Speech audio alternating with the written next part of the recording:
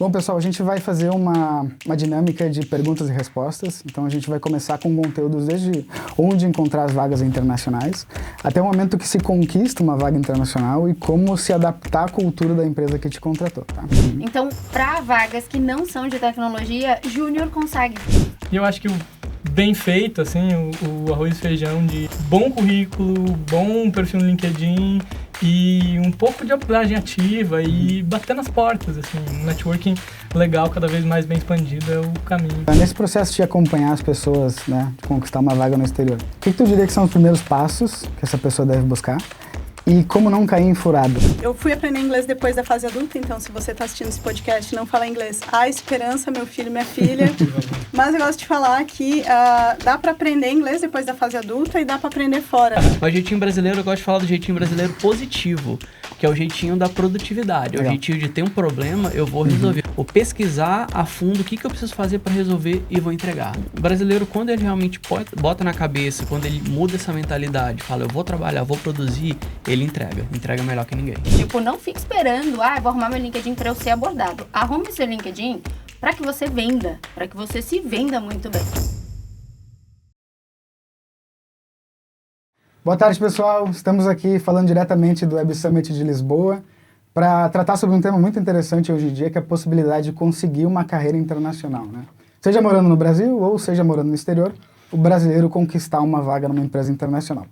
E estamos aqui com vários convidados muito especiais. Então temos aqui ao meu lado esquerdo a Tami, que é especialista em empregabilidade e recrutadora focada no mercado internacional. Seja bem-vinda, Tami. Obrigada. Temos também aqui o Pietro, que é mentor do Trampar na Gringa e especialista em Growth. Seja bem-vindo, Pietro. Muito obrigado. Temos aqui também Malu, cofundadora da Hire Brasil e mentora de carreira internacional. Seja bem-vinda. Obrigada. E também o Léo Marconi, que é fundador do Inglês Sem Firula e mentor de carreira internacional. Seja bem-vindo. Obrigado. Vou pedir para vocês se apresentarem, então, brevemente. Também vou começar por ti, né? Já está há bastante tempo trabalhando com carreira internacional. Como que começou isso? Como que funciona o teu trabalho? Conta um pouquinho para a gente. Há 10 anos trabalhando internacionalmente, 14 de mercado. Já ajudei aí provavelmente mais de 2.000 brasileiros, desde preparar currículo até conseguir uma vaga, né? Semana passada foram 2 já. E eu posto muita dica gratuita no LinkedIn de como se preparar. Porque a gente vai falar um pouquinho sobre isso, né? O mercado não é tão simples quanto quer um trabalho, conseguir. Mas é isso. Perfeito. Se está buscando uma carreira internacional, já fica aqui a dica de seguir toda essa galera, porque realmente vai fazer a diferença para você. Pedro, agora contigo. Bastante tempo trabalhando com a página do Trampar da Gringa e todo o ecossistema que ele envolve, né, de preparação para pessoas conseguirem uma vaga internacional. Como que chegou nisso para ti? Boa. Cara, com o Trampar na Gringa são pelo menos 4 anos e trampando na gringa remotamente do Brasil aproximadamente 4 anos também. Começou com o Adal, meu sócio, que vai estar na segunda edição aqui desse podcast com a outra galera de tech. Há 8 anos, pelo menos. O Adal é expatriado, o Adal mora na Holanda. Mas a curiosidade é que a gente se conheceu por acaso. Dava aula de inglês e trabalhava com influencers e com pessoas tech que exportavam esse trabalho. Tenho, sei lá, uns 15, 16, 17 anos dando aula de inglês. E aí eu percebi que estava todo mundo ganhando muito dinheiro e eu não. E aí eu resolvi fazer esse trabalho de transição para também trabalhar fora do Brasil. Trabalho nas empresas internacionais no time de desenvolvimento de negócios e vendas. E desde que a gente começou a focar no Trampar na Gringa do jeito que ele é hoje, a gente já ajudou aí pelo menos umas 100, 120 pessoas a também fazerem essa transição e mudarem de vida. Muito bom. Obrigadão pelo convite, por aceitar o convite e que é isso. por estar aqui com a gente. A gente agradece com essa galera massa, assim. Fica Malu, agora contigo. Tu conquistou não só a vaga internacional, mas também a possibilidade de morar fora do Brasil, né? O que te fez buscar esse caminho? Enfim, te apresenta um pouquinho pra gente.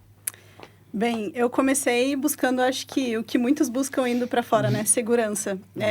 No Brasil eu fui assaltada várias vezes, inclusive dentro da minha casa.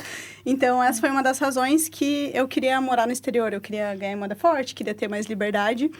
Então, eu conquistei uma vaga numa multinacional. E aí, como a Tami, também comecei a produzir conteúdo no Instagram, no YouTube. E as pessoas começaram a pedir ajuda. Aí, eu comecei a mentorar uma pessoa aqui e ali. Isso se tornou uma empresa. E há 2 anos nasceu a Hire Brasil, que já tem aí quase 2.000 alunos e alunos aprovados em mais de 15 países. Então, passei pela trajetória, comecei a ajudar o pessoal, daí comecei a fazer a mentoria e aí vieram aí os alunos e os aprovados, basicamente 5 anos depois que eu já estava mentorando pessoas. Que legal. Obrigado por estar aqui com a gente. Obrigado pela companhia. Léo, se apresenta um pouquinho para a gente também. Tu também atua como mentor no mercado de carreira internacional, ajuda profissionais principalmente da área de comunicação e marketing a conquistar uma vaga no exterior. Como que surgiu isso para ti? Isso. Prazer, sou Léo Marconi, sou publicitário, atualmente gerente de conta sênior numa agência americana, já estou indo para o 6º ano. E desde que eu consegui, eu comecei a adentrar um pouco mais ali no universo do LinkedIn, comecei a ver que não tinha muitos profissionais ainda falando um pouco mais voltado para esse público de comunicação. Então pensei, vem um espaço aí para poder ser mais uma voz. Já tinha alguns profissionais, eu deixo até on the record, que eu cheguei onde cheguei por causa desses dois aqui, Pietro e Tami. Mas eles já falavam bastante e eu enxerguei um caminho ali para começar a trazer um pouco para a galera de comunicação e marketing também. Só que eu fiz um caminho um pouco diferente, que foi abrindo uma escola online de inglês, com foco mais em preparatório e mais a questão do inglês para conversação, para depois ir mirando um pouco ali de toda a preparação do início. Preparação desde vamos preparar currículo, preparar LinkedIn e traçar todo o caminho, traçar todo um roadmap para chegar lá na frente e a pessoa o profissional ter essa preparação para conseguir um emprego no mercado lá fora. Principalmente remoto. Eu costumo atuar mais com pessoas que queiram continuar no Brasil ou de qualquer lugar mesmo, sem restrição geográfica, mas trabalhando remotamente e ganhando em moeda forte. Legal, muito bom. Que é o sonho de muita gente, né? Eu não sabia que era meu sonho, depois que eu finalizei, falei, era meu sonho. Até o dólar cair na tua conta, né? Você falou, beleza. E assim como todo mundo, espero que cada vez mais a gente consiga colocar mais gente lá para fora. Eu ainda estou um pouquinho no começo, eu considero assim, então tem em torno de 40 casos de sucesso de pessoas que conseguiram, mas eu considero mais de 200 que deram o pontapé inicial, Legal. que entenderam a dinâmica ali e começaram a se preparar. E obrigado por ter todos nós aqui, por trazer a gente aqui. Imagina, prazer é nosso ter vocês todos aqui. Bom, pessoal, a gente vai fazer uma dinâmica de perguntas e respostas. Então, a gente vai começar com conteúdos desde onde encontrar as vagas internacionais, até o momento que se conquista uma vaga internacional e como se adaptar à cultura da empresa que te contratou, tá? Então, eu vou fazer uma pergunta para a Tami vai responder a pergunta. E essas perguntas que a gente trouxe são as perguntas que foram mais pedidas pela nossa audiência e provavelmente vai interessar todos vocês, tá? Então, começando pela Tami, que tem ampla experiência com empresas no exterior, né? Quais são os tipos de cargo de não tecnologia, ou seja, não voltados para a área de tecnologia, que as empresas estrangeiras procuram hoje? E o que costuma chamar a atenção de um recrutador internacional? Primeiro ponto, é uma coisa muito legal que não acontece na tecnologia, que acontece na parte administrativa, de marketing, vamos dizer assim, como geral, não tech, que são vagas de entrada. Então, para vagas que não são de tecnologia, júnior consegue. Então, uma pessoa com pouco tempo de experiência ou alguém que tem até um voluntariado aqui no Brasil, tem que ter alguma experiência, tá? Então, não dá só para chegar e falar, nunca fiz nada na vida, quero trabalhar para gringa. Mas dá para entrar. Então, assim, vagas para assistente administrativo, customer service, customer support, que daí depende do curso que você estiver fazendo na faculdade, assistente de marketing. Existe toda essa gama que é da galera que tá ali back office ou a galera que tá client facing, que daí seria o pessoal de customer service, customer support, CX no geral. Aí o inglês pega, que daí o inglês é super importante. E aí que entra, o que eles procuram? Para client facing role, o inglês tem que ser muito bom, porque você vai representar a marca, né? Então, você vai estar ali falando e vendendo uma marca. Então, acho que 2 pontos. Vagas de entrada administrativa, suporte, marketing, financeiro, né? Tudo o que for ali, back office ou client facing roles. E aí, nesse caso, foca no inglês. Se você já fez um intercâmbio, se você tem um curso de inglês extenso, qualquer coisa que você consiga comprovar que você tenha tido alguma vivência com pessoas de outros países, é super importante no currículo. Legal. Tem que ter já alguma experiência inicial, talvez, para conseguir essa vaga internacional. Para quem vai pegar a vaga de entrada, um intercâmbio é ótimo. Intercâmbio ajuda. Cara, você fez um intercâmbio, a gente já sabe que você passou uns meses, você aprendeu a lidar com uma outra cultura. Então, para uma vaga de entrada, isso daí conta muito. Legal. Inclusive, a Tami vai preparar um intercâmbio para o Canadá Não foi de propósito que eu falei isso, tá, gente? Pelo amor de Deus. E eu também tô trazendo esse ponto, ela nem pediu pra eu trazer. Tá? É só porque, enfim, fica o convite para quem quiser. Muito bom. Pietro, agora é contigo. Dentro do Trampar na Gringa, você acompanha muito de perto esse movimento das pessoas buscando a carreira internacional. Entendem muitas vezes as dores do que está passando, quais são as dificuldades nesse caminho. E como que as coisas funcionam para quem está buscando uma vaga internacional, assim? Processo do começo ao fim, e é engraçado porque como a gente tem um amplo alcance, assim, a página tem mais de 220 mil pessoas, a gente acompanha a gente em todas as etapas do processo, assim, gente completamente perdida, eu não sei como eu faço, a gente sempre tenta focar num caminho só, em termos de plataforma, LinkedIn, 100%, pelo menos para quem chega nesse nível. E aí a gente acompanha o outro lado do espectro, que é a galera que, pô, eu já fui convidado para zilhões de entrevistas, principalmente a galera tech, obviamente, que é engraçado, né? Eu e o Léo, a gente sofre de eu não sei vocês, mas a gente sofre de um mal em que eu nunca fui abordado por ninguém no LinkedIn. Eu já trabalhei com 7 empresas internacionais nos últimos 4 anos, já fiz, sei lá, 1 zilhão de entrevistas e tudo eu que tive que bater na porta. Então, até esse meio do caminho onde a pessoa precisa aprender a se virar e não só ficar ali esperando a coisa acontecer. Então, a gente acompanha todo esse processo. Mas tem gente em todo tipo de jornada. Até gente que fala, eu já trabalhei, já recebi em dólar e cortaram o trabalho com a consultoria. Enfim, a pessoa está meio a ver navios à deriva num lugar onde ela não sabe o que fazer. E eu acho que o bem feito, assim, o arroz e feijão de bom currículo, bom perfil no LinkedIn e um pouco de abordagem ativa e bater nas portas, assim. Um networking legal, cada vez mais bem expandido, é o caminho que a gente indica no processo de uma maneira. Indica. Hashtag. Não chama mais Tamo Indica, né? Agora é Gringa News. Agora Gringa News. Não, Tamo Indica é o quadro do Gringa News. Olha só, viramos um canal de mídia. É só a News que virou Gringa News. Perfeito. Porque ela ampliou um pouco o escopo. Legal. Malu, tu viveu na prática esse processo de conseguir um trabalho para fora e até se mudar para o exterior, né? E como que foi descobrir essas oportunidades? Como que caiu isso? Cara, quero ganhar em moeda forte agora. E tu também acompanha muitas pessoas de vagas completamente diferentes, né? Médicos, psicólogos. Queria entender também um pouquinho sobre quais são essas vagas, quais são essas áreas, talvez inusitadas, que o pessoal também está conseguindo vaga para o exterior. Perfeito. Eu gosto sempre de começar falando, eu acho que todos nós vivemos isso, né? Que há 7 anos o mercado era muito diferente do que é hoje, né? Então era muito fechado. Conseguir algo do Brasil era algo assim, quase que impossível. Não que hoje seja algo super simples, você vai lá, aplica para uma vaga e já vai conseguir, né? Existe todo um trabalho, toda uma estratégia que tem que ser feita, mas naquela época era pior do que hoje. As empresas não tinham conhecimento de vistos nem nada. No Brasil, eu trabalhava na área de mecânica e sou formada em engenharia de produção. E eu estava tentando vagas na minha área e eu não evoluía no processo. E eu falei, cara, eu acho que eu sou muito ruim, né? E todo brasileiro começa a aplicar e acha isso. Eu sou ruim demais para as vagas. E, na verdade, às vezes você só está usando a estratégia ou aplicando para o país errado ou da forma errada. Então, eu comecei a aplicar para vagas do financeiro e aí eu consegui evoluir no processo de uma vaga. Não passei para aquela vaga, mas eles me indicaram para outra vaga na empresa e eu comecei a trabalhar no financeiro. Então, eu trabalhava na mecânica, fui trabalhando no financeiro. E aí, depois, quando ia terminar esse meu primeiro contrato, apliquei para uma empresa finlandesa e foi aprovada e tudo mais. E eu trabalhava num país que hoje é um país muito fechado para entrada e contratação de brasileiros, que é a Hungria. E eu gosto de falar isso também, que o mercado muda muito, né? Hoje os Estados Unidos contratam muito do Brasil e outros lugares, a Tami depois também pode falar até um pouco mais sobre isso.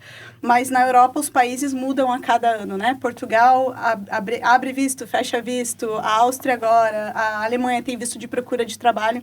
Então o mercado vai mudando bastante nesse sentido. Qual que era a segunda parte da pergunta? Você pode repetir, por favor? Tem muitas pessoas que trabalham em várias áreas completamente diferentes que não se espera que vai conseguir trabalhar para a empresa no exterior, né? Por exemplo, esses dias eu comentei, eu vi um post teu sobre um médico, talvez, que conseguiu trabalhar para fora, ou psicólogo, alguma coisa nesse sentido. Sim. Então, se puder dar um exemplo, assim, de quais são essas vagas de alunos teus que estão conseguindo trabalhar no exterior. Tem são de muitos. Tudo. Assim, só para você ter uma ideia, a gente tem desde uma aluna que é geóloga e trabalha remotamente, e dela só vai on-site, tipo, 3 vezes por ano que a empresa paga, até administrativo, financeiro, engenharias, tech, tem realmente para todas as áreas. Por exemplo, quem é médico, né, se for quem é de área regulamentada, em geral, tem que fazer requalificação do diploma, né, revalidação do diploma para atuar como médico, porque trata com a saúde e segurança das pessoas. Mas, se você não quer fazer esse processo, você pode atuar na área administrativa. Então, por exemplo, um engenheiro civil, se ele quiser assinar como engenheiro civil, ele tem que fazer a requalificação do diploma dele.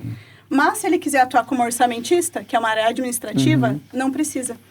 Então, hoje, eu ouso dizer que tem vagas, né, do corporativo para todas as áreas. Seja médico trabalhando com pesquisa, seja psicólogo trabalhando no RH, seja engenheiro trabalhando na parte administrativa. Então, são infinitas possibilidades. Independente da área da pessoa, existe uma vaga para ela hoje. Que legal. Seja presencial na Europa ou ao redor do mundo, ou seja remoto. Tem vagas para todo mundo mesmo. Muito bom. Eu sou engenheiro de produção também, sabia? Ah, é sério? Trabalho com finanças. Eu não sabia. Você também? Meu Deus.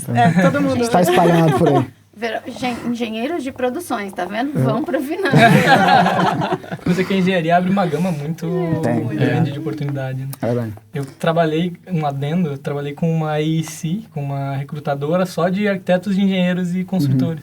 E assim, tinha gente no Brasil dando aula em faculdade, assim, lutando para ganhar vida, que agora trabalha para os Estados Unidos ganhando 7 vezes o que ganhava. De casa? De casa, fazendo, assim, só tem uma pessoa que assina lá, dá a canetada nos Estados Unidos, mas o trabalho todo é feito aqui no Brasil. Maravilha. Boa. Léo, nesse processo de acompanhar as pessoas, né, de conquistar uma vaga no exterior, o que tu diria que são os primeiros passos que essa pessoa deve buscar? E como não cair em furadas? Porque a gente sabe que, assim como tem bastante gente boa no mercado que vai te dar a mão e vai te ajudar a conquistar uma vaga, tem outros que talvez não são tão bons assim, né? Então, eu queria entender um pouquinho a tua visão sobre isso. Os primeiros passos, às vezes, eu deixo até um pouco polêmico, que eu falo que a pessoa parar, pensar e voltar para dentro. Entender a carreira que essa pessoa passou. O que ela fez de bom? Quais os problemas que ela resolveu? O que ela se situou ali? O que ela entregou? Como metrificar tudo isso para depois partir para o primeiro passo, que deveria ser o primeiro passo, que é a reestruturação de currículo. Ainda mais quando a gente pensa em vaga lá fora, faz uma pequena comparação com o Brasil, tem certas diferenças de como a gente constrói o currículo. Aqui a gente tem muito, nem falando muito questão de ATS, não ATS, tem muito essa questão de florear currículo, de transformar o currículo meio que numa job description, em vez de realmente você pontuar o que você fez de bom onde você passou, quais problemas você resolveu. Então, os primeiros passos que eu costumo passar para o pessoal é isso. Vamos entender durante a sua carreira o que você realmente fez, o que você executou, como você performou. E com essa conversa, muitas vezes a pessoa até muda um pouco de ramo do que ela quer, do que ela realmente quer. E pega até um pouco no que vocês pontuaram, né? Formado em uma coisa, mas acaba seguindo por um outro caminho. Eu passei um pouco por isso na minha carreira, de começar com foco mais conteúdo, redes sociais, para depois virar linha de frente nas agências onde eu passava. Então, isso veio de mim também, de uma conversa comigo mesmo, eu diria assim, de entender, beleza, isso que eu faço até hoje em dia, na época eu devia ter uns 8 anos de carreira, mas deixa eu entender, de tudo que eu faço aqui, o que eu entrego melhor, como e no que eu causei mais impacto. Aí eu fui entender que eu causei mais impacto foi retendo cliente, foi fazendo upscale de FIIs, mensagem de cliente. Falei, bom, eu tenho tudo para ser um bom atendimento. De primeiro eu não fui. Tem a questão também de você tá no lugar certo, na hora certa. Então, minha primeira tentativa com atendimento, eu escutei que eu não servia para ser atendimento. Corta que 10 anos depois, eu com mais de 15 anos de carreira, tô há 6 anos fazendo o que eu faço para clientes que demandam bastante, bem críticos americanos. Então, às vezes, é muita questão de estar no lugar certo e tentar no tempo certo. Isso pega um pouco também de fugir de furada. Porque tem diversas red flags que a gente pode identificar quando vê vagas, quando está procurando, quando é abordado. Às vezes, no tom da conversa, no tom da mensagem que você recebe numa abordagem, você já consegue identificar algumas nuancezinhas ali de red flags. Ali é o contato primário, você pode ir mais além, vamos pesquisar a empresa, vamos olhar quem que trabalhou nessa empresa. A empresa tem mais tempo de mercado? Quantos ex-funcionários tem? Tem 10? Vamos perguntar para um ali como era trabalhar nessa empresa. Se for ruim, melhor ainda. Você vai encontrar essas respostas facinho. Se for boa, a pessoa pode ficar meio assim, foi legal e tal. E eu já cheguei a perguntar para tentar identificar pessoas que trabalhavam na empresa e consegui extrair respostas legais.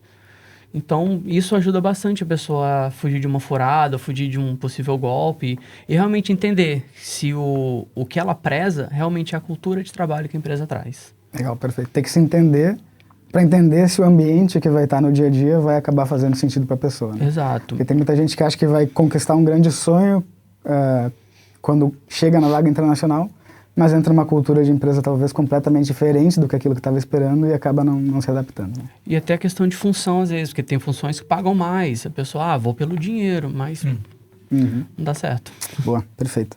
Bom, pessoal, vamos entrar um pouquinho na parte mais prática. Né? A gente entrou aqui em como encontrar vagas e para quem são as vagas, mas queria falar um pouquinho sobre como conquistar a primeira vaga internacional. Né? Então, começando com a Tami. Tami é uma especialista em posicionamento digital, para quem não conhece ela. Né? Então já são quase 200 mil seguidores, se não me engano, no LinkedIn. Estamos chegando. Talvez quando o vídeo sair vai estar 200 mil. Quando sair vai ter chegado. Muito bom. E que nem o Pietro falou, o LinkedIn é fundamental para conquistar uma vaga no exterior. Né? Quais são os pré-requisitos assim, para ter um LinkedIn funcional, para conquistar uma vaga internacional? Cara, eu vou puxar duas coisas aqui, que puxa o que o Léo falou e que puxa o que o Pietro falou. A primeira coisa que o Pietro falou foi sobre abordagens. Eu recebo abordagens, mas eu não estou procurando vaga. Só que todo mundo que me procura pedindo abordagem, eu sempre falo, gente, você está procurando um emprego, não é o emprego que está te procurando. Então, para de ficar acreditando em todo mundo que fica falando, eu recebo 10, 20 abordagens por semana. Gente, eu uso o LinkedIn Recruiter, eu pago, é caro. E a gente pode mandar a mesma mensagem para todas as pessoas, não quer dizer que eu visitei seu perfil. Então, isso é muito importante, tipo, não fique esperando, vou arrumar meu LinkedIn para eu ser abordado. Arrume seu LinkedIn para que você venda, para que você se venda muito bem. Então, se alguém bater o olho no teu LinkedIn, vai ter toda a informação necessária. Como é que a gente faz isso? Aí puxa um pouquinho do Léo, que é a questão de, você precisa ter um objetivo primeiro. Qualquer coisa vale. Se qualquer coisa vale, meu filho, eu não consigo te ajudar. Ninguém aqui consegue te ajudar. Você precisa ao menos saber o que você quer da vida. Se você não sabe, aí, terapia vai te ajudar super. Eu faço há 3 anos e é muito bom, recomendo. Então, assim, definição do que você quer. Não adianta colocar lá que seja jardineiro e engenheiro de software e você também vai pegar uma vaga no financeiro, entendeu?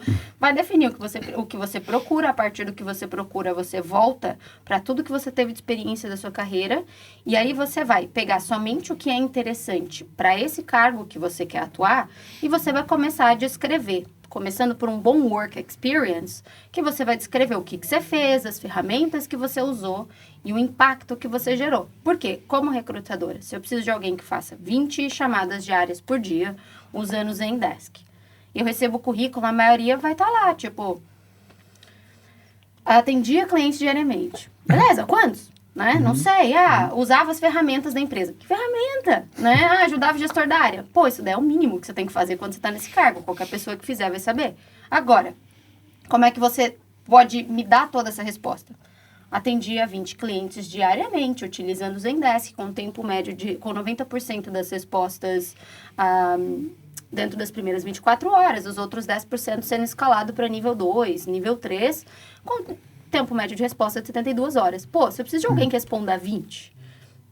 Você já falou que você faz isso. Você faz isso com 90% de sucesso dentro das primeiras 24 horas. Então, você não precisa ir muito além, não precisa criar um super LinkedIn. A única coisa que você precisa fazer é defina o que você quer. A partir disso, olhe para trás para tudo que você fez, que faça sentido para o que você quer. A partir disso daí, você vai descrever 5 bullet pointzinhos, já tá bom, é um bom começo. Depois você aprofunda. O que eu fiz? Com quais ferramentas, que gerou qual impacto, não precisa ser resultado, não precisa ser número, pode tangibilizar só e qualificar isso daí. E aí você bota as bullet pointzinhas. Título lá em cima, teu cargo lá embaixo, o que você fez, o que você já entregou. Se eu bato na tua porta e eu vejo que você fez uma coisa que a empresa que está me contratando, né, o meu cliente quer que seja feito, e você tá lá em inglês, nível bom e tudo mais, é provável que eu bata na tua porta e falo, você já resolveu um problema que o meu cliente está tentando resolver. Vamos bater um papo? É muito mais simples do que parece quando a gente olha para as coisas de uma forma um pouco mais estruturada. E tá aí a estrutura. Perfeito. Bom, Pietro, pegando o gancho da Tami... Com certeza. Eu sei que não bateram na tua porta ainda, no LinkedIn, mas vamos supor que tivessem batido, tá? Vou bater lá amanhã. E com certeza já acompanhou isso acontecer diversas vezes com o pessoal do Trampar na Gringa, né? Qual que é o olhar do recrutador internacional sobre o profissional brasileiro? E, de forma geral, quais são os erros mais comuns que a pessoa vai fazer quando alguém vier bater na porta e entrar nesse processo de entrevista?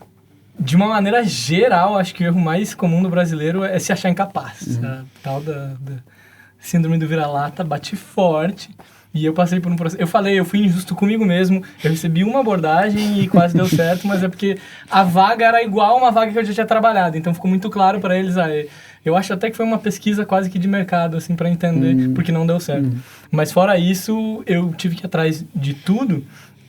E mesmo assim, tem hora que eu olho e falo, cara, essa vaga não tá para mim. Provavelmente um americano vai fazer esse trabalho aqui, então eu não vou nem bater nessa porta. Ele deveria bater nessa porta. Então acho que de uma maneira global, o erro principal do brasileiro é achar que não é capaz, de que, às vezes, pela questão do inglês, obviamente, pra gente que é client-facing, tem que estar num nível bem acima do que a maioria das pessoas que têm oportunidade precisam, principalmente a galera dev, que passa, sei lá, 1 hora no dia no máximo dentro de uma call, e olhe lá.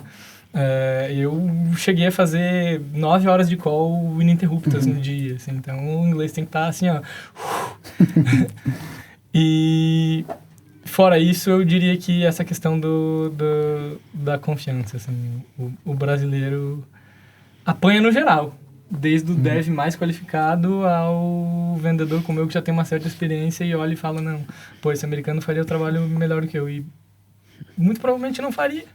A gente, por um outro lado, olhando para o que a gente tem de positivo, a gente é muito resiliente, a gente trabalha duro e tem muito carisma, assim, a gente tem vários contrapontos na balança que acho que nos colocam num lugar bem, bem legal para competir com essa galera.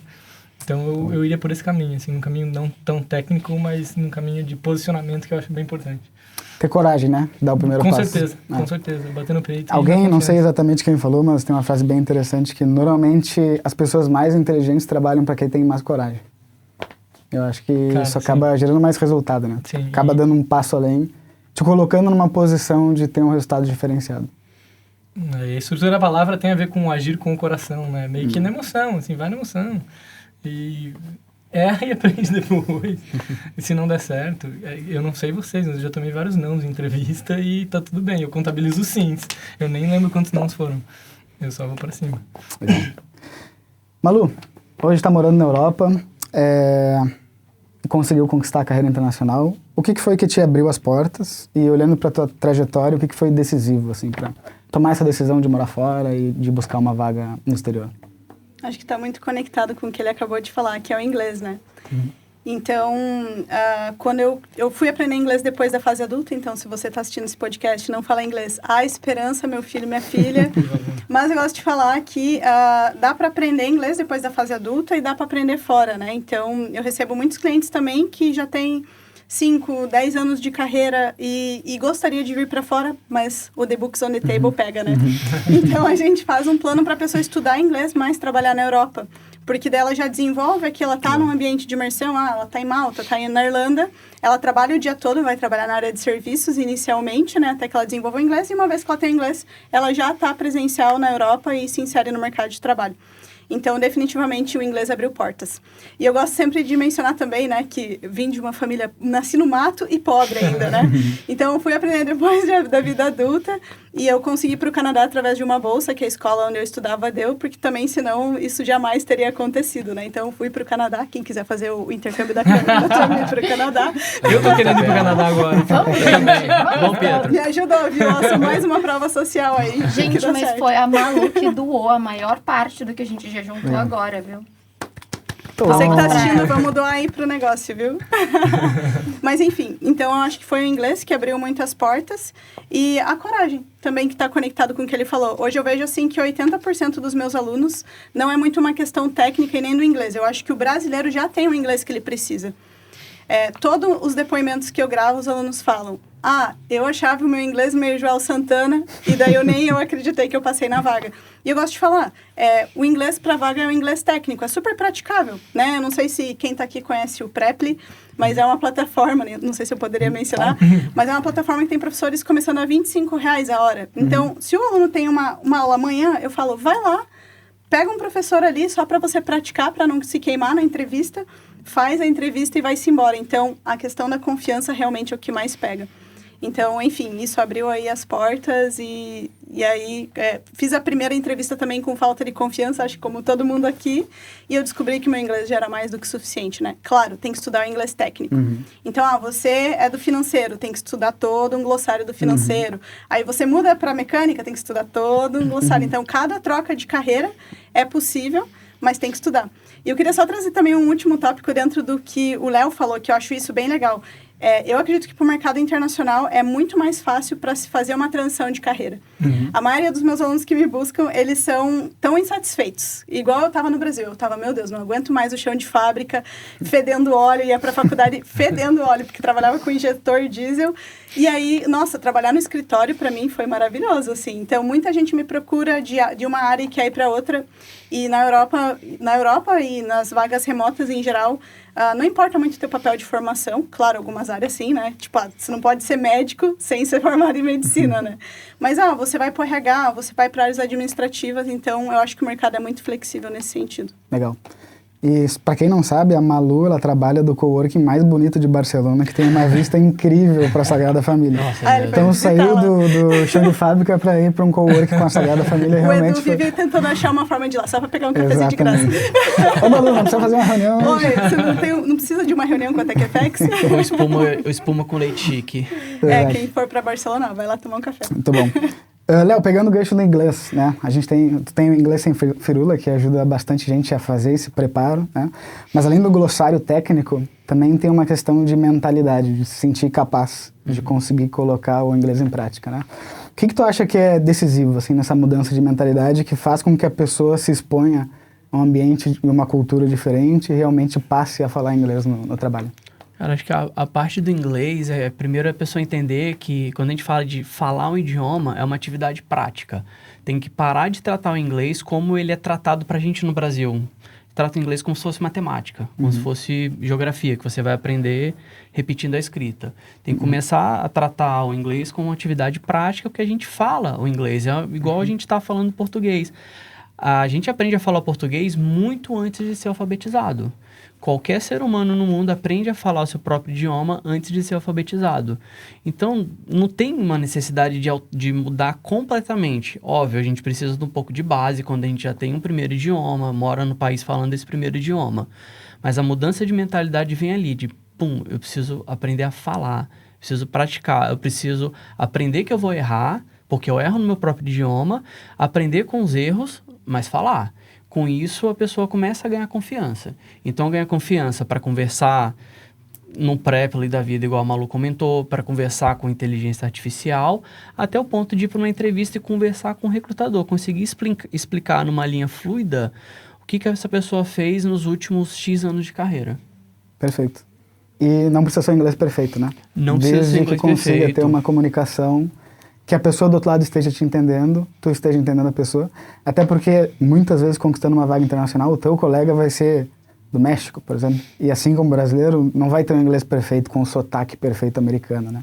E pelo contrário, porque nesse bolo de países que são contratados para prestar serviço, principalmente para os Estados Unidos, o brasileiro tem menos sotaque. É o considerado o sotaque mais leve.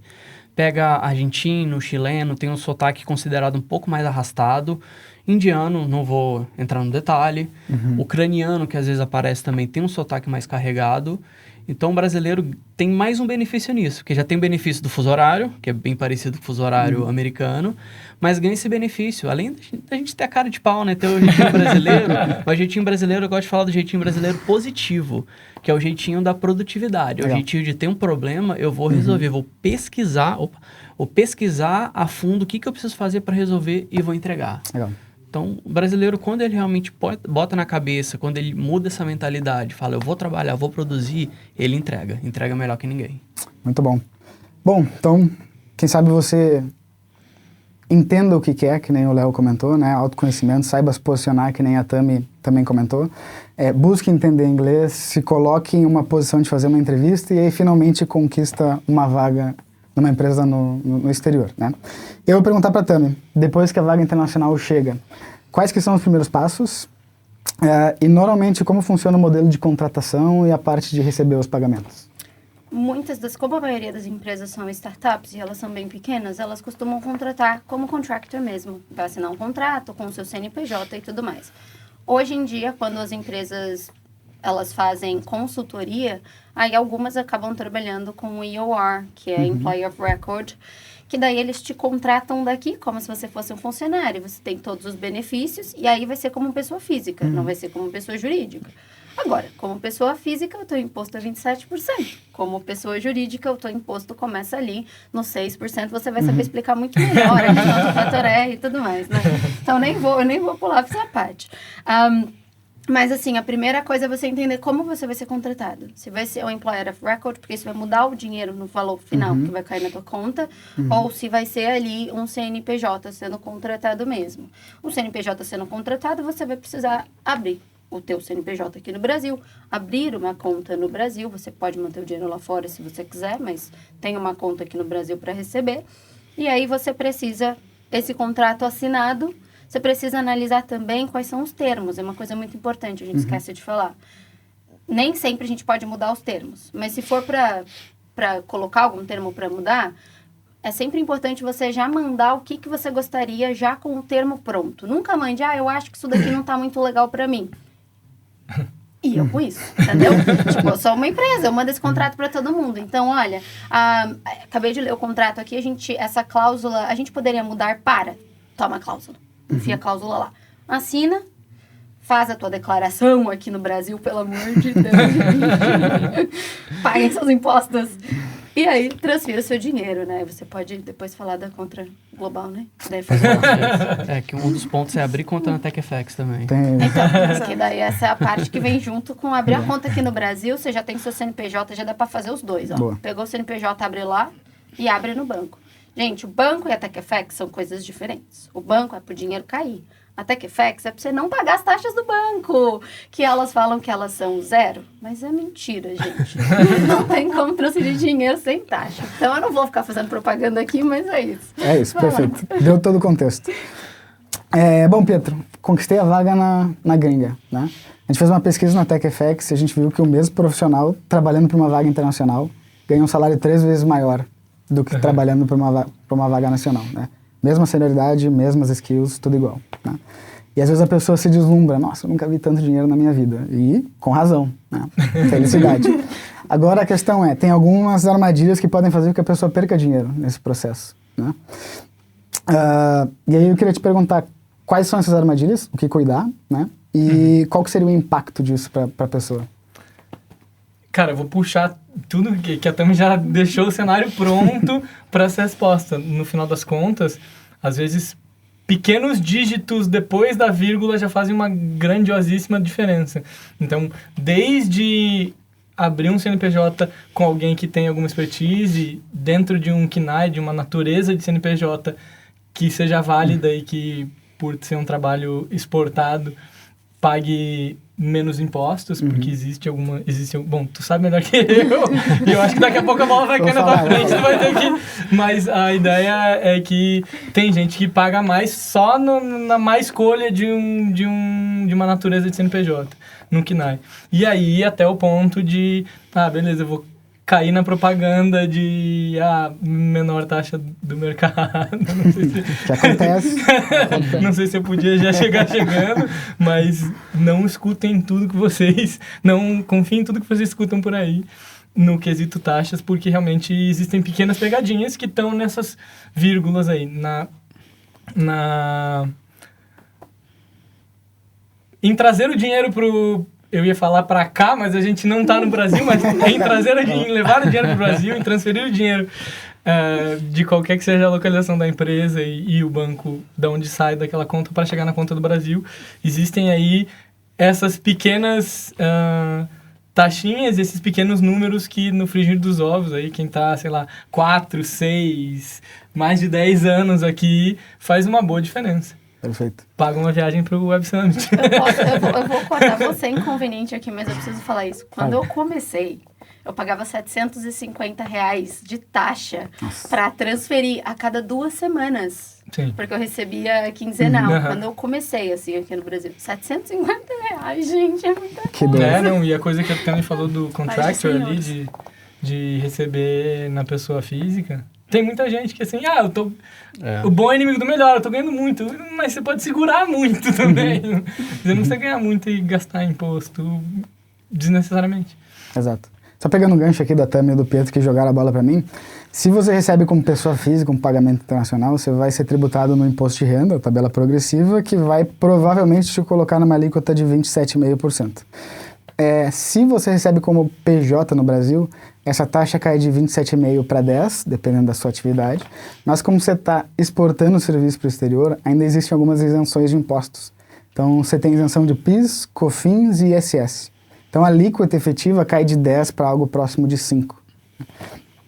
Então, vamos supor aqui que está pagando 5 vezes menos imposto e está recebendo 3 vezes mais por ganhar em moeda forte. E a Malu tem uma mentoria que fala sobre ganhar em moeda forte. E eu acho que esse é um dos grandes atrativos para quem... Vai sair cara essa publi. Muito bom. Depois chega acho que depois a gente manda.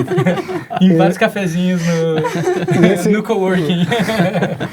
Esse é um dos grandes atrativos, então, de conquistar uma vaga no exterior, né? Financeiramente muito vantajoso. Mas eu queria te perguntar também quais que são as outras vantagens, além da parte financeira.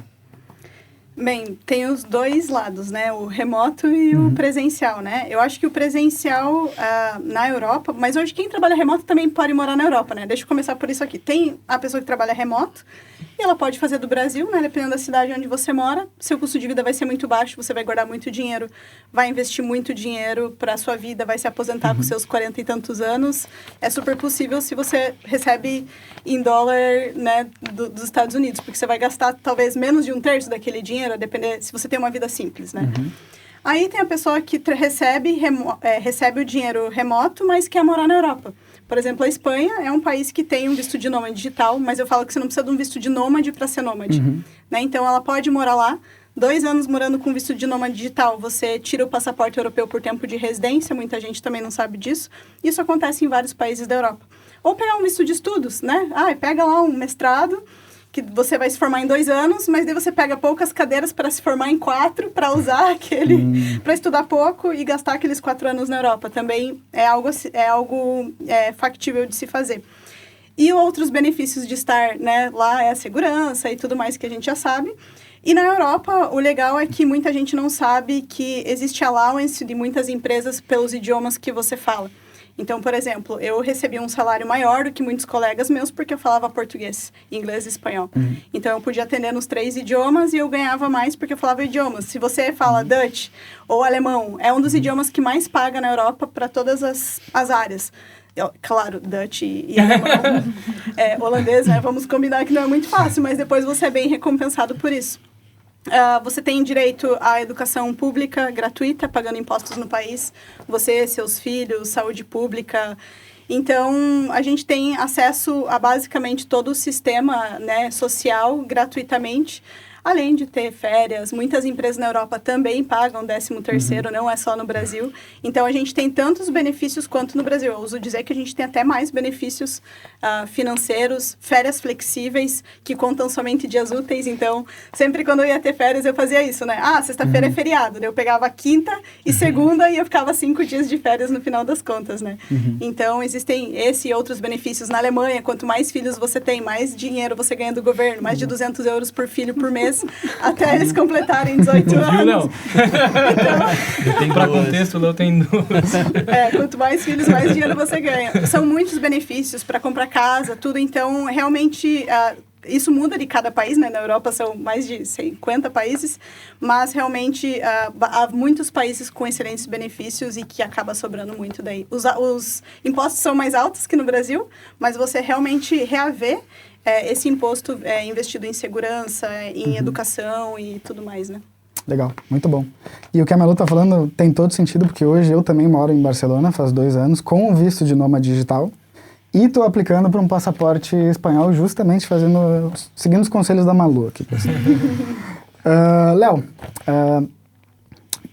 quando a pessoa conquista uma vaga internacional, né? Qual que é a importância de ter bons parceiros confiáveis, em 2 áreas, contabilidade e plataforma de câmbio? Tá, principalmente fugir de furadas, acho que é o primeiro de todos. E o outro é a questão financeira. Eu acho que todos nós aqui passamos por maus bocados. Quando eu comecei, eu encontrava pouca gente falando disso, porque eu comecei em julho de 2020.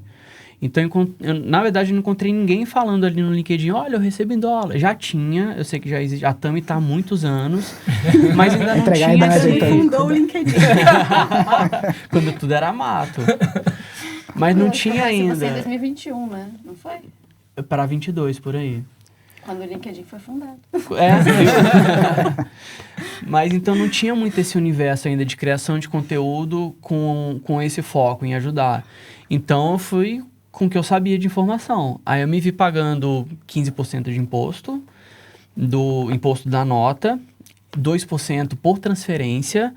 Eu já fiz cálculos, eu fiz recentemente um cálculo mais ou menos por alto, considerando desde o meu primeiro salário até hoje em dia, porque tive aumentos. Uma outra coisa boa de carreira internacional, no Brasil, a última agência que eu passei, fiquei 3 anos, eu tive um aumento. Nessa que eu tô agora, eu tive 4 aumentos, uma delas foi uma promoção, em 6 anos de empresa. Então, a diferença, como a gente é tratado também, como tem essa questão de carreira, e que para ter carreira não precisa sentar com a pessoa, vamos traçar um plano de carreira. O reconhecimento muitas vezes já vale. Mas voltando, nesse período, desde que eu mudei os fornecedores e tudo mais, eu economizei em torno de 160 mil reais. 160 mil. É uma grana alta. Dá para comprar um Palio. Hoje em dia, usadinho. Vocês não podem falar de palha, eu lembro da minha família. E quando vendeu por 160 mil. Exatamente. 160 reais. Então você foge de furadas, porque se você tem um parceiro de contabilidade que não sabe o que está fazendo, não sabe trabalhar com quem emite para fora, vai te colocar em qualquer KNAI, que o Pietro até citou, qualquer natureza de operação, você vai pagar mais imposto, e quando acha que acabou tem um imposto extra só porque você tá daquele jeito, aí atinge o teto, antes era 15, passa a ser 20, aí você tem que ser reenquadrado em outro modelo, paga mais imposto ainda. E da outra fornecedora, você vai só perdendo dinheiro. Você vê um exemplo aqui, depois eu mando a invoice para o Jabá também, mas eu pagava 2%, com a TechFX é 0,5%. Pode parecer pouco, mas quando você faz uma comparação ali em um ano inteiro, cara, dá diferença. O que sobra ali dá uma diferença. Legal. Às vezes a gente coloca a comparação só nas finanças, no dinheiro, mas a gente não se dá conta que o nosso trabalho é tempo também, né? Então, até conversei com o Pietro já uma vez, que às vezes uma diferença de 0,5% na taxa que você paga equivale, se eu não me engano, a 19 horas de trabalho durante o ano. Então é a mesma coisa que eu te falasse assim, cara, muda para essa plataforma hoje que vai ter uma economia de 0,5% e as próximas 19 horas tira de tempo off, porque só a economia que está tendo vai acabar te pagando, né? Isso aí. Bom, pessoal, conquistamos a vaga internacional, estamos trabalhando para empresas no exterior. Existem alguns desafios culturais, porque a gente vai estar lidando com pessoas que não necessariamente têm a nossa cultura no nosso dia a dia, né? Então, começando pela Tami, na visão de recrutadora global, quais são os maiores desafios que surgem no dia a dia de um profissional brasileiro trabalhando numa empresa no exterior? Acho que pro profissional é a questão de adaptação. Para a empresa também é a questão de adaptação. Então, quando a gente procura, tem muitos clientes que me procuram já, tem que ter experiência trabalhando para o exterior. Por quê? Porque essa é a melhor forma de você comprovar que a pessoa se adapta. Porque se ela já passou um ano trabalhando para o exterior, ela sabe lidar com um time diverso. Enquanto aqui no Brasil a gente não tem isso. Então, volta para uma das primeiras coisas que o Pietro falou, que é sobre a questão da gente não se sentir confiante o suficiente. E outra coisa que é muito importante, que também entra nessa questão de não se sentir suficiente, é que tem, no geral, os gringos, né? O latino-americano é mais aberto e tudo mais, mas os gringos são mais frios. Então, bom dia, você vai enviar o relatório? Nossa, meu Deus, meu chefe tá bravo comigo, fiz um negócio errado. Meu filho, teu chefe só tá pedindo relatório Porque você só precisa entregar o relatório, não tem nada a ver. Ninguém quer saber como é que tá seu gatinho, sua avó, sua tia, tua mãe. Não é porque ninguém gosta de você, é porque eles olham pro trabalho como trabalho.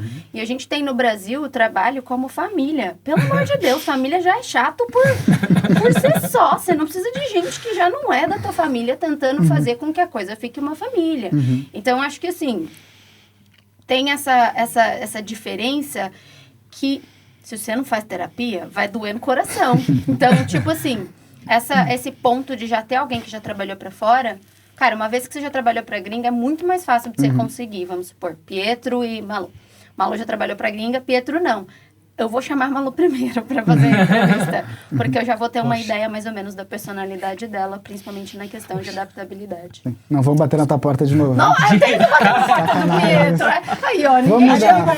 Fala de novo, corta e fala de novo. Tá bom, então vamos lá, corta essa parte. Eu vou bater na porta do Pietro. Boa. Bom, seguindo no gancho aqui, comentou que muitas vezes o brasileiro se sente incapaz, né? E muitas vezes isso é completamente diferente. Até tem algumas coisas que talvez empresas de fora vão valorizar no profissional brasileiro que ele mesmo não sabe se valorizar em si mesmo, né? Queria entender um pouquinho desse cenário. Jogar nos dois campos, assim. No campo da habilidade técnica, tem essa questão de o brasileiro estar acostumado a fazer mais do que deveria. Ou seja, rola um over-delivery muito grande e isso é muito valorizado, então o reconhecimento é altíssimo. Então, para o profissional que está acostumado a levar na cabeça, ele vai sentir o rei do mundo muito rápido. Claro, com muitos desafios e com uma expectativa talvez maior de resultado, não aquela cobrança de microgerenciamento, mas de resultado. E, por outro lado, a questão da comunicação. Eu acho que a gente, por ter essa resiliência e por ser essa questão de família, a gente toma esse monte de bordoada no começo, mas depois a gente começa a dominar a cancha e entender. Eu tive feedbacks muito, muito legais ao longo da carreira, assim, justamente por ter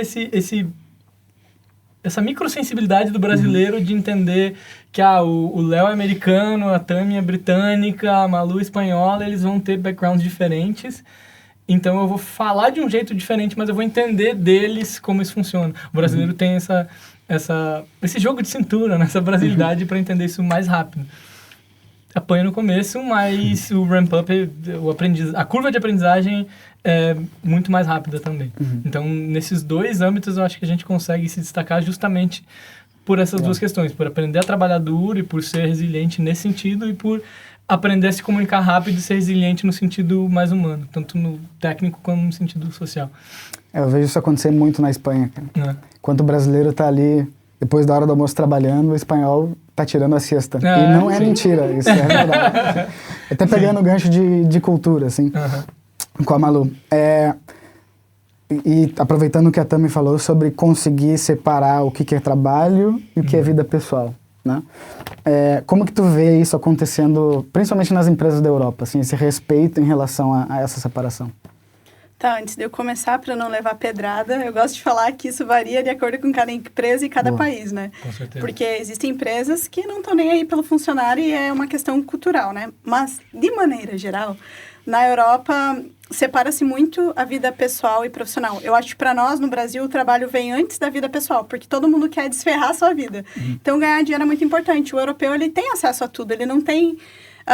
a gente fala isso, né? É muito comum você encontrar um europeu sem muitas ambições. E, de novo, não é todo europeu, tá?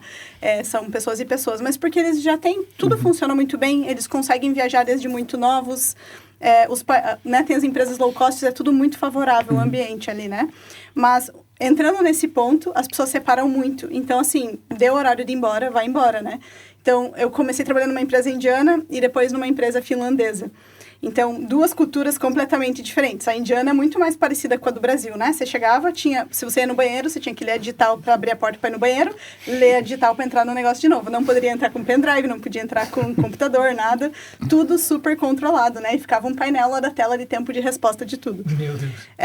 Já numa empresa finlandesa, eu tinha até medo de ser mandada embora, assim, porque às vezes quando eu ia eu tinha home office, né, 4 dias, 3 por semana. Quando eu ia, meu chefe não ia, então às vezes eu ficava 1 mês, 2 sem ver meu chefe. não tinha controle de horário nenhum, então se eu quisesse, hoje acordei mais tarde, tô cansada, vou entrar às 10, eu poderia, só que daí eu tinha que ficar até mais tarde. Mas não tinha um controle de horário, né? Era controle de resultados e, nossa, eu recebi muitos e muitos bônus, porque daí eu queria mostrar serviço, que eu tinha medo de ser mandada embora. E daí a empresa me deu muitas promoções e muitos bônus, porque eu trabalhava muito por medo de ser mandada embora, mas na verdade meu chefe estava super feliz. Então, eu acredito que o ritmo de trabalho da Europa é muito mais lento do que no Brasil. Eu acho que empresas americanas, brasileiras são muito parecidas. Aí a Tami é mais expert que isso pode até confirmar. E a europeia, tipo, devagar, quase parando. E sempre tem um onboarding muito bom. Então, por exemplo, eu fui trabalhar no financeiro, eu tive 3 meses de treinamento, eu não aguentava mais treinamento, eu queria trabalhar. Eu, pelo amor de Deus, me dá trabalho que você mandado embora. E, né, a maioria dos meus alunos que conseguem também varia por uma empresa ou outra, mas tem um onboarding que vai de 1 mês a 3 meses, geralmente, nas empresas. E o ritmo de trabalho é bem desacelerado, né? Meu chefe já me mandou embora muitas vezes, tipo, hora de ir embora. Não, mas eu quero terminar. Vai pra casa. Semana que vem você termina. Ninguém vai morrer porque você não vai mandar o e-mail hoje. Aí eu, é verdade. Aí eu levantava e ia embora, mas eu tava tão acostumada a ser workaholic que foi difícil, assim, no começo, porque eu tinha medo de ser mandada embora e tava tudo certo. Legal.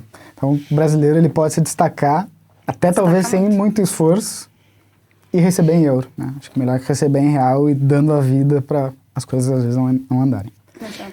Léo, para a gente fechar a última pergunta, quais são as maiores vantagens e benefícios que você vê trabalhando para uma empresa no exterior? Flexibilidade. Não, acho que a questão da flexibilidade pega muito, né? Esse tipo de trabalho por entrega, em vez de um trabalho por relacionamento, acho que isso pega demais e de maneira positiva.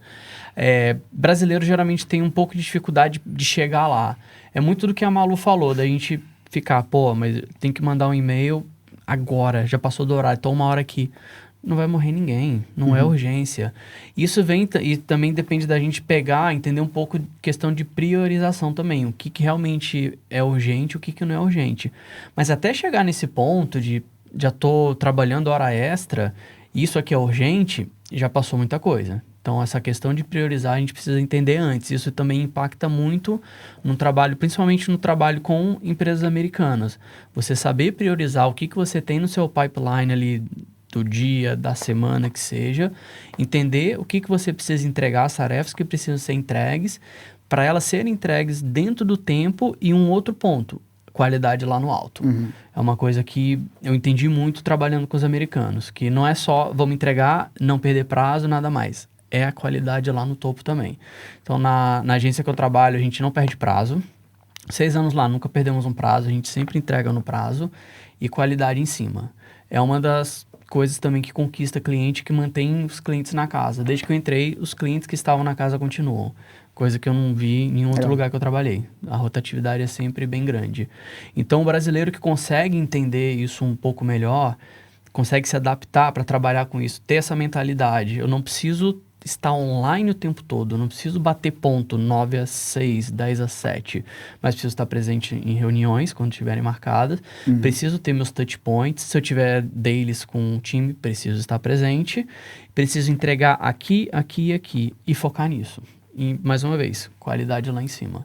Porque quando o brasileiro entende isso, e não é difícil, aí é sucesso. Aí realmente o brasileiro está preparado ali para começar esse emprego na gringa, realizar esse sonho e ter a bendita flexibilidade. Muito bom. Pessoal, eu queria agradecer a presença de vocês e por terem aceitado o convite. Foi muito legal estar aqui com vocês. Para você que está assistindo, né? Eu tenho certeza que todos aqui vão ficar muito felizes de receber a sua mensagem. Então pode procurar a galera no LinkedIn, eles vão estar por lá compartilhando dicas de como conquistar uma vaga internacional. Meu nome é Eduardo Garay, sou fundador da TechFX, que é uma plataforma para te ajudar a receber pagamentos do exterior, e espero que você tenha gostado. Tchau, tchau. Tchau, Tchau, gente.